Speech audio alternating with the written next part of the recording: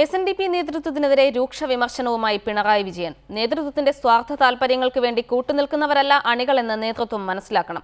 അത്തരം സന്ദർഭങ്ങളിൽ നേതൃത്വത്തെ പാഠം പഠിപ്പിച്ച ചരിത്രമാണ് അണികൾക്കുള്ളതെന്നും പിണറായി വിജയൻ പറഞ്ഞു. CPM മാപ്പി മുഖ്യ സംഘടനയായ കലാകുവൈത്ത് സംഘടിപ്പിച്ച വർഗീയ വിരുദ്ധ സെമിനാറിലാണ് പിണറായി SNDP നേതൃത്വത്തിനെതിരെ രൂക്ഷ വിമർശനം അഴിച്ചുവിട്ടത്.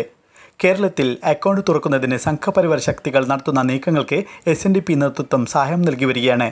സാമ്പത്തിക ലാഭത്തിനും അധികാരത്തിനും വേണ്ടി നേതൃത്വം നടത്തുന്ന ഇത്തരം ശ്രമങ്ങൾക്ക് SNDP അണികളുടെ പിന്തുണ ലഭിക്കില്ല.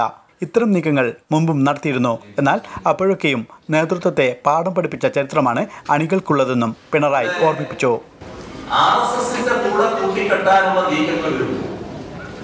ശ്രീനാരായണ ധർമ്മത്തിൽ ഉറച്ചു വിശ്വസിക്കുന്നവരാരും അതിനോടൊപ്പം പോയില്ല. പാർട്ടി രൂപീകരിക്കാനുള്ള SNDP നേതൃത്വത്തിന്റെ നീക്കത്തെയും പിണറായി പരിഹസിച്ചു.